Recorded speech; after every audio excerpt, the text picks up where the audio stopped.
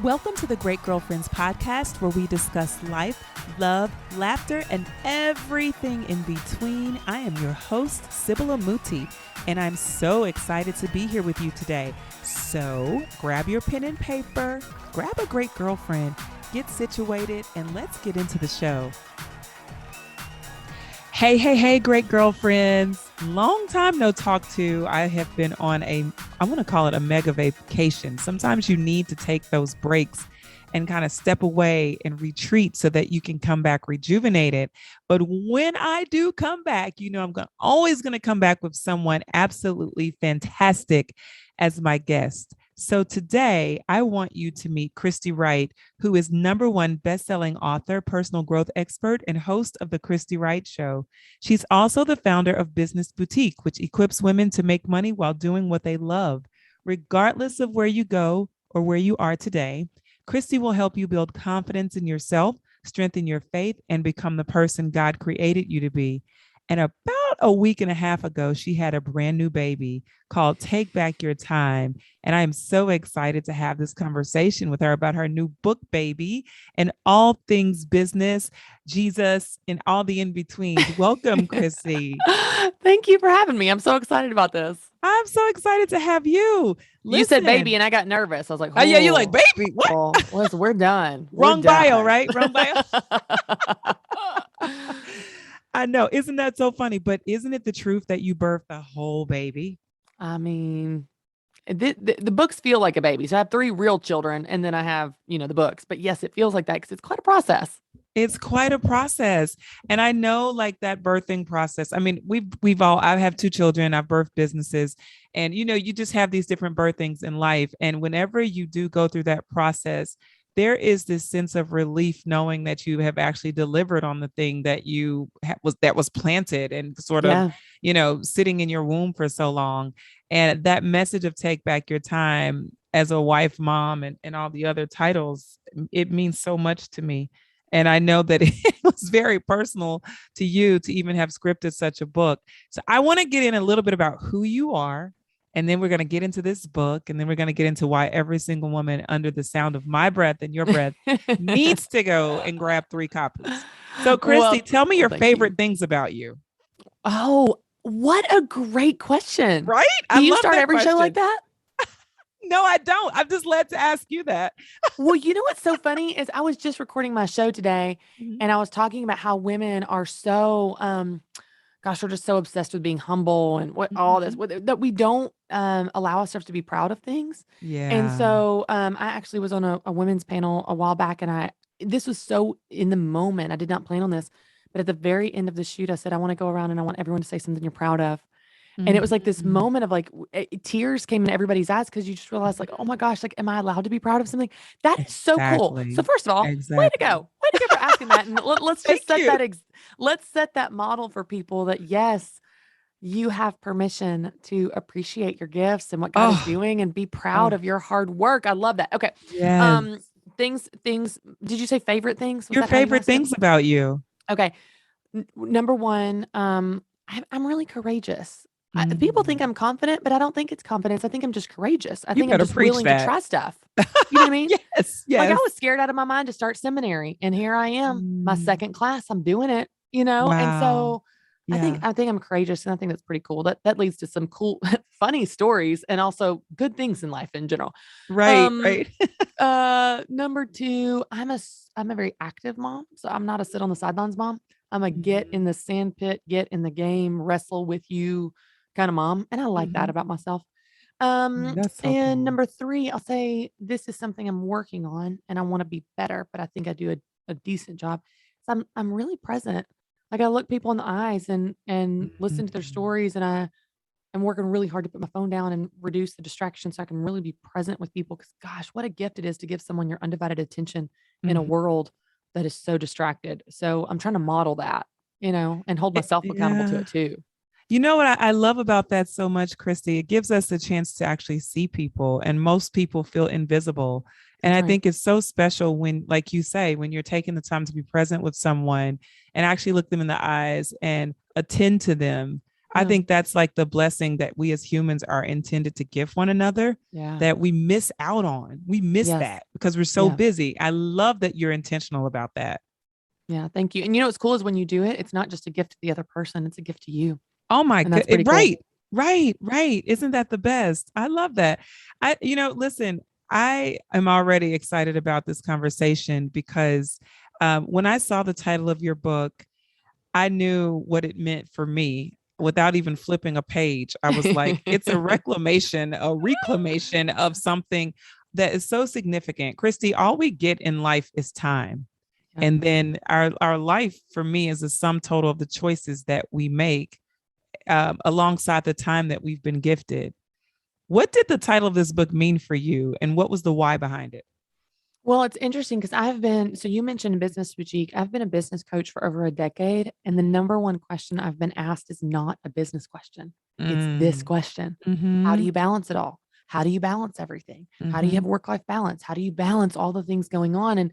And so it showed me that this is such a huge pain point for people. But for me, having 3 kids in 5 years, I felt the strain of that in a whole new way where I think, people say authors write the book they needed. I wrote the book I needed because this is something that, let me just tell you my biggest struggle and I guess the passion behind it, the heart behind it in this space of time management. Mm-hmm. It's not just about the time. It's not just about the balance. It is about the deeper issues that we experience. And here's what absolutely kills me. There are women and men, but specifically women, walking around all day, every day, feeling like they're failing and they're not. Mm-hmm. They feel like they're failing at work, failing in their business, failing at home, just failing, and they're not. Mm-hmm. And so I wanted to come into this space that is so weighed down by guilt and shame and shine a light and bring some hope and offer some freedom. That's why I love the tagline, the guilt-free guide to life balance. I'm like, I'm going to show you what true balance is, and then show you the tactical steps to achieve it so you can create your version of balance in your one life. Because by the way, it's your life and that's the only version of balance that should matter to you anyway. And so it's such a message of freedom and permission to do what's right for you. And I love that. I had a woman send me a message. I think it was on Instagram this week. She was like, this book didn't just give me back my time. It gave me back my power.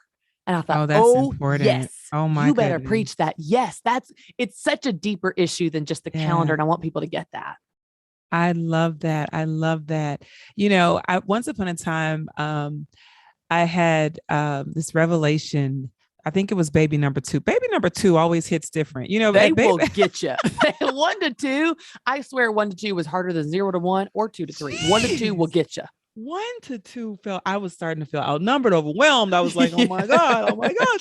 What did I do? Yeah, what did I do? And I can't get out of this. I mean, they're all here. We're all here together. They're always here. Christy, and everyone's touching you. Everyone's touching you at once. They all have hands, including the husband. It was just so much. Yeah. And but I had this revelation that I had overcommitted myself to other people's expectations of who I was supposed to be. Mm-hmm. Consequently, I had given so much of my time away to their expectations that I didn't feel that I had enough for me. Right. And I will never forget the moment I was nursing number 2.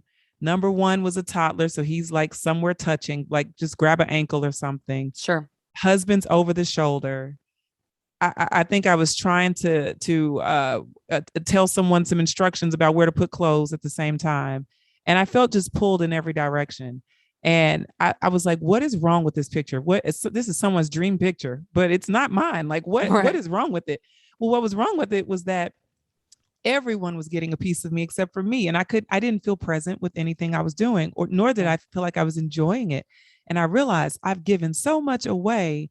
And people will take as much as you give, right? But I gave so much to other people. I had not set clear boundaries and expectations for myself that allowed for me to feel like I was, not even in control, but that I had ownership of my experiences. And that was a defining moment for me.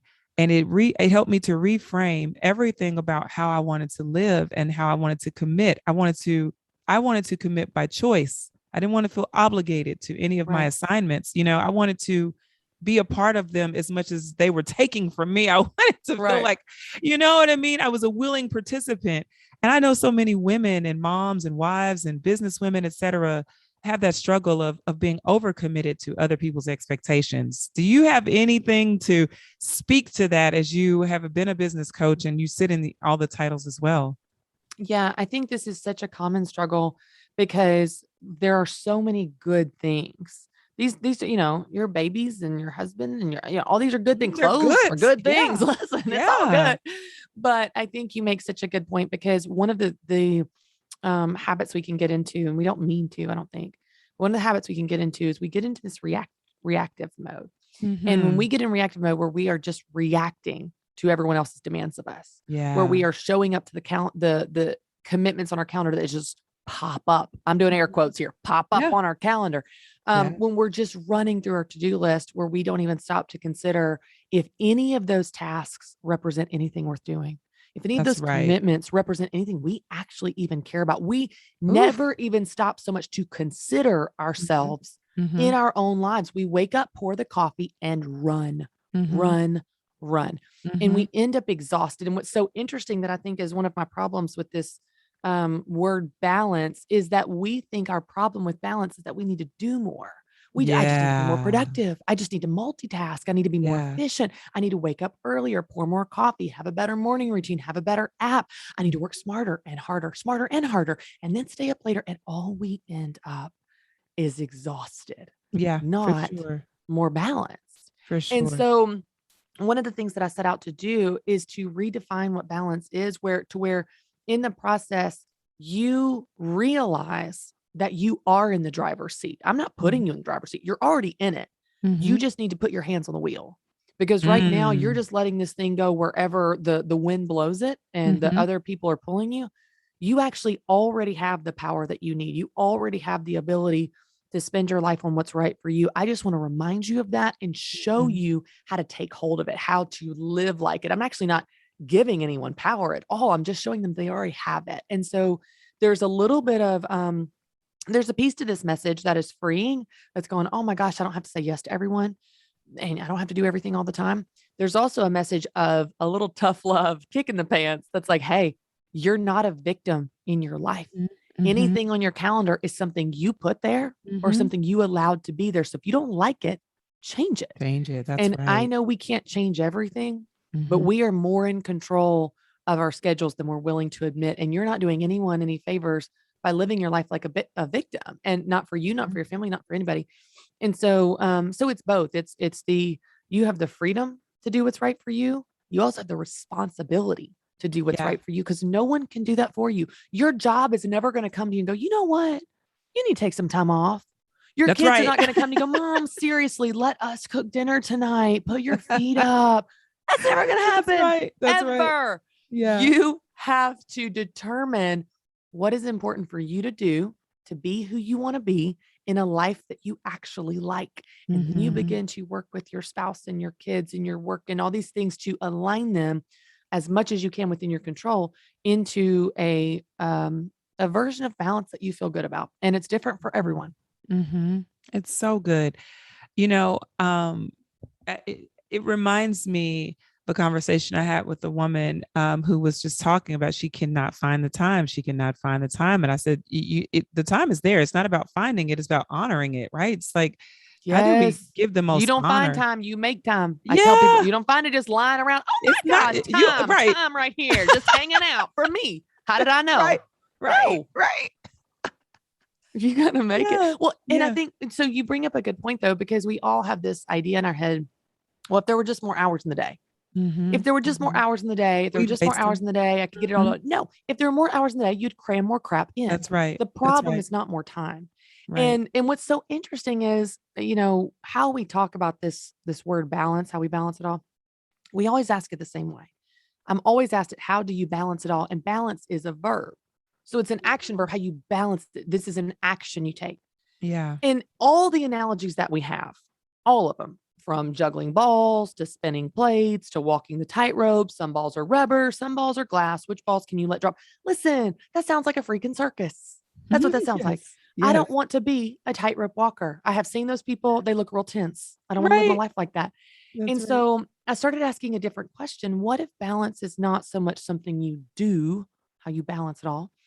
What if it's something that you can create where you could create a sense of balance and still be busy, where Mhm. you could be a balanced person in an out of balance world, where Mhm. balance looks more like peace, being Mhm. confident in your choices when you say yes to this thing or no to that thing, where you're proud of how you spend your time for once and for all, and you actually enjoy your life. I think that's what we're actually after Yeah. when we say we want balance. And it turns Yeah. out the path to that is not productivity, it's That's not right. more That's time, right. it's changing what you do with the time that you Yeah. have. Yeah. Yeah. Okay. Okay, Christy, listen. Listen. Listen. Listen. I need to go into a quick question with you, about creating, when you talk about alignment, that's one of my absolute favorite words. It's just because when you have alignment, you're able to really get the download from the heart, the mind, the spirit. You're really able to synchronize.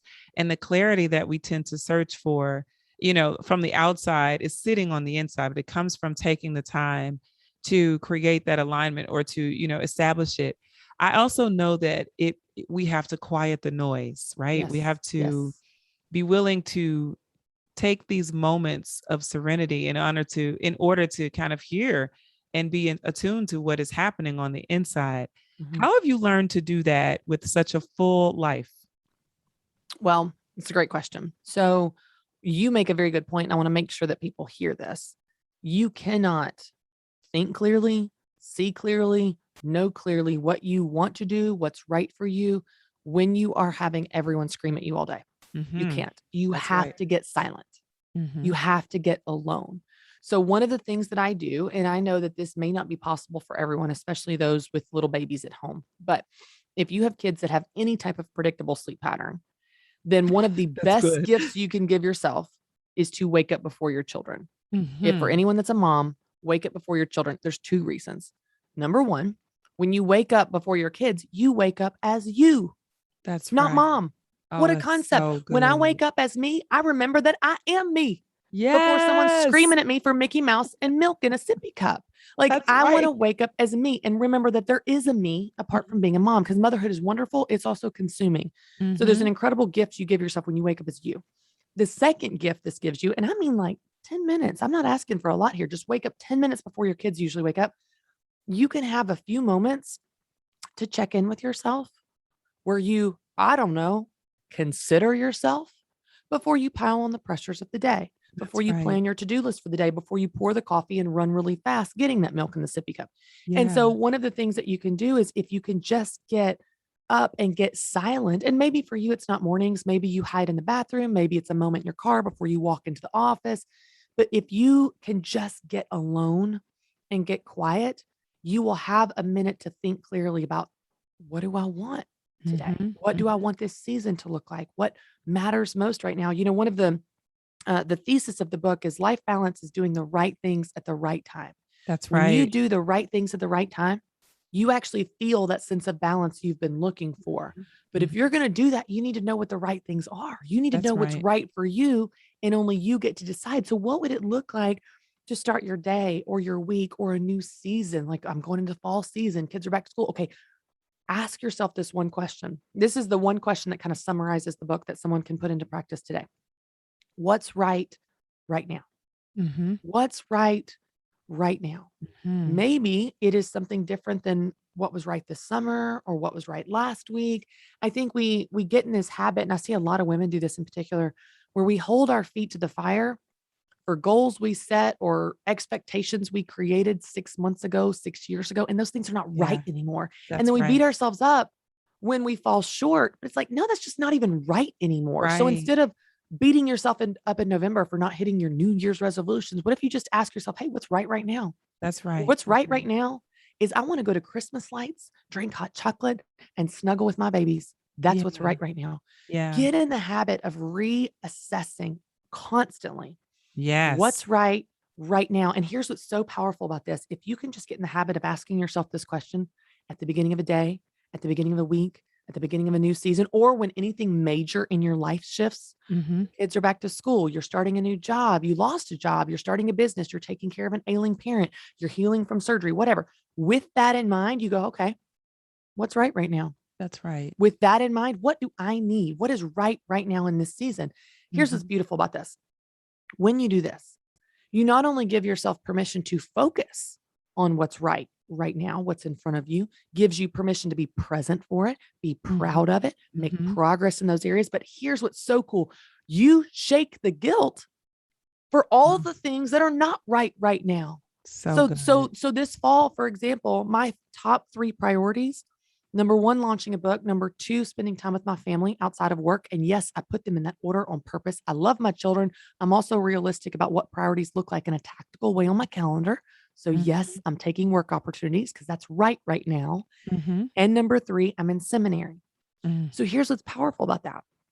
When I walk through my house and it's not as clean as I'd like it to be, or I'm not spending time with my girlfriends like I normally would, or I'm not working out like I normally want to, I don't beat myself up for that and say, oh, you're failing.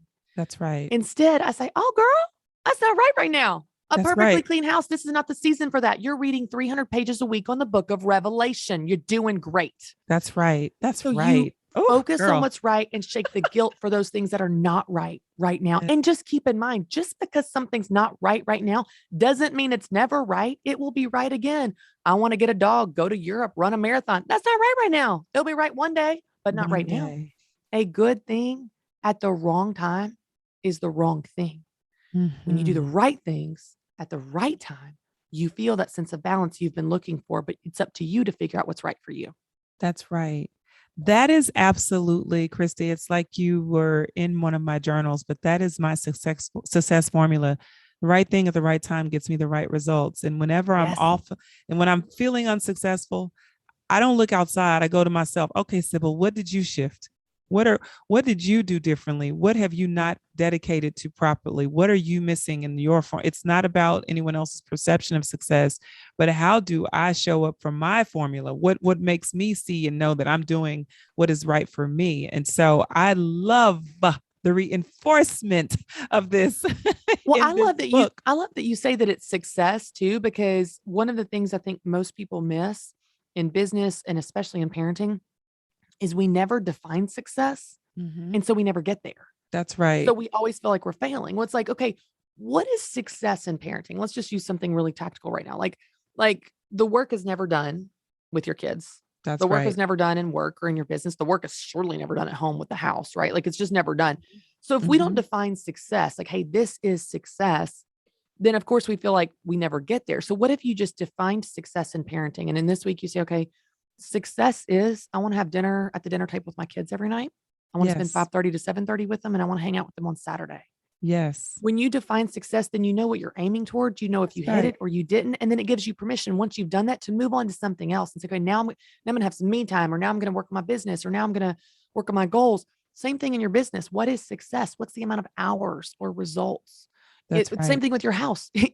I've done this with the house. I talk about this in the book. But unless I send my kids to boarding school and have a cleaning team come in, my whole house is not going to be clean at the same time. And That's that's not right. because my house is not that Right. big. It's just that they mess up that fast. Right. And That's so, right. and I don't want to spend my whole life cleaning up after them. I want to To spend chase time with the them. So message.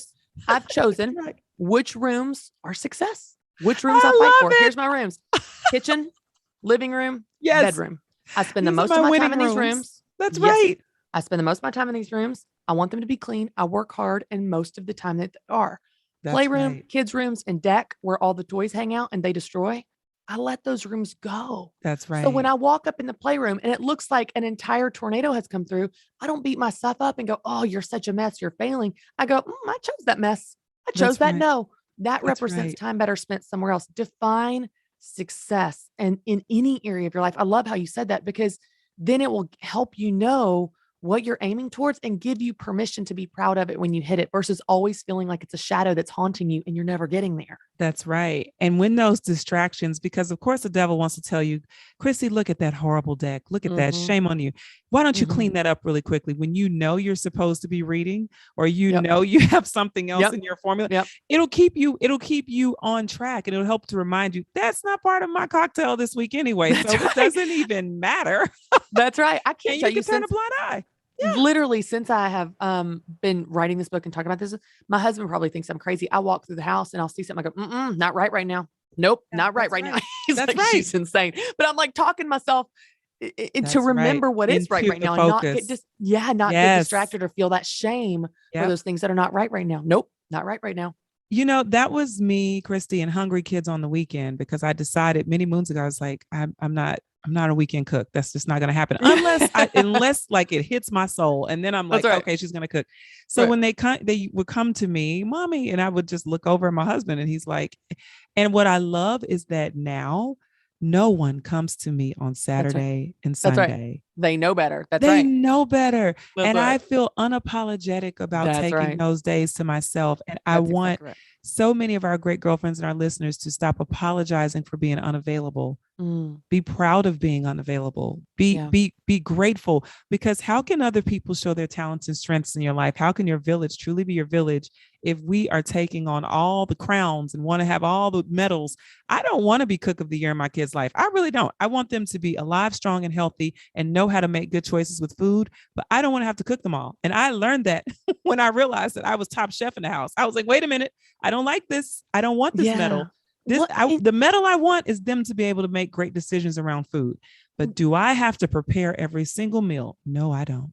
No. And there's such freedom in that realization. And there's two parts to it too. So this was like, I don't know, 6 or 8 months ago, my son was complaining about dinner for the 400th time, we had provided 2 options and these are not acceptable to him. And I had it. And I said, that's fine. You just fix something yourself. And he goes, okay. And I want you to know this tiny person drags a chair up to the pantry, gets some peanut butter, gets a loaf of bread, and that child makes himself a peanut butter jelly sandwich, something I had no idea he was capable of. I watched in amazement. I was like, oh, look at what you can do. This opens up a whole new world to me. So there's a piece of it of we don't even know what they're capable of because we don't let them, number one. That's right. But the second piece of it is the second piece of it, and I want to, for my Christians, for my Christian women, that we just love to be Mother Teresa and save the day and be the hero with all the medals, to your point. I want to ask you, what's the cost of that? Because when I'm making dinner and I am angry and I'm throwing things around and I'm rushed and I'm stressed and I'm exhausted. Yeah. Was that worth it? Nope. Was that dinner worth it? Or would they rather have a happy mom that's present, getting Chick-fil-A, some Jesus chicken, and just everybody just gets takeout? Like, I just want to, sometimes as Christians, we carry this banner of, I just can't help it. I just love people. I'm such a good mom. I just do it all. I'm super mom. It's like, please stop. Because you're an angry super mom. I'd rather have a normal mom that's happy and present. And that's who I want to be. That's right. That's right.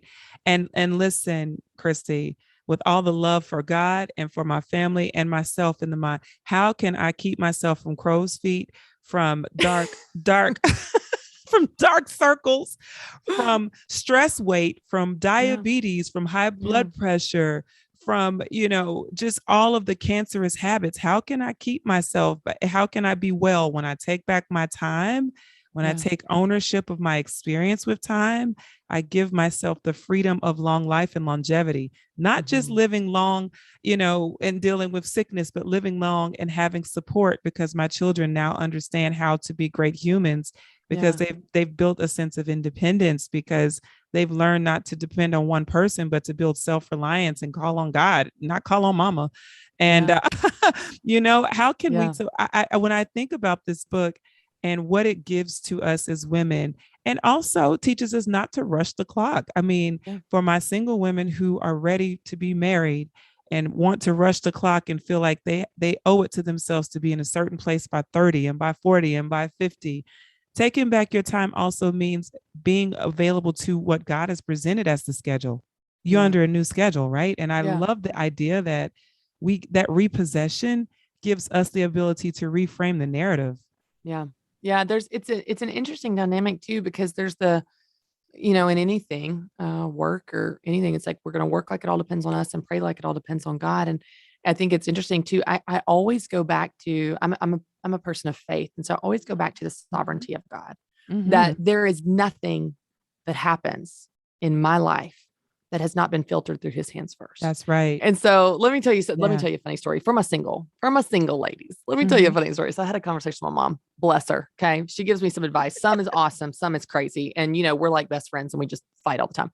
So she gives me some advice in my 20s when I'm single and, sad about being single and feeling like God's forgotten me, whatever. I mean, not really forgotten, but just feeling lonely. All my friends were married. And you know what she said to me? She goes, "You know what your problem is, don't you?" I said, "No, Mom, tell me what my problem is." She said, "You don't hang out at Home Depot enough. What's your problem? You like manly men? Manly men hang out at Home Depot. You're single because you don't hang out at Home Depot." I said, "Thank you, Mother. You have unlocked the key." Love your mother. You have unlocked the key to my single. But here's what I told Mom. I go, "Mom, the Lord knows who I'm going to marry. And I don't care if I'm in China whenever he wants me to marry him. That man will be in China whenever I'm in that exact spot." I go, "There is nothing I can do to derail God's plans for my life." I love how Lisa Bevere says that if you think you have blown God's plans for your life, you, my friend, are not that powerful. That's right. And so there's just such a rest in God's timing and God's sovereignty and the fact that everything he already knows. He's gone before you, behind you. He already knows. And so we can be good stewards of what we have today. I want to do what I can with what I have, where I am, knowing that God will bring me the right person, the right opportunity, the right whatever, whenever he wants to. It's just my job to be faithful to today. Just today. Right. Oh, be faithful to today. I hope you have that somewhere. I hope that's let's just stitch it on a pillow. You did. Be faithful to today. That feels so good. That feels so good. That feels really rich. I love the idea of being faithful to today. That's an invitation for someone who had a stacked calendar, who had a timeline, who had everyone put in position. They don't even, people on their calendar, they don't even know on there. So-and-so's going to be my husband by this time. This is going to happen in my career. Who are these people? They don't even know, but they're on there. Be faithful to today. Yeah. My and goodness. What's cool too is there's even a practical implication of that, because I actually had Amy Grant on my show a while back, and I'd asked her something about overwhelm. And I said, "How do you keep from getting overwhelmed?" And she said something I thought was so wise. She said, "Almost always when I get overwhelmed, I'm looking too far down the line. Every time. This, and then this, and then this. But if you just look at today, like I just need to get to today and be faithful to today and do what I got to do today. Well, that's not overwhelming at all. We can handle today."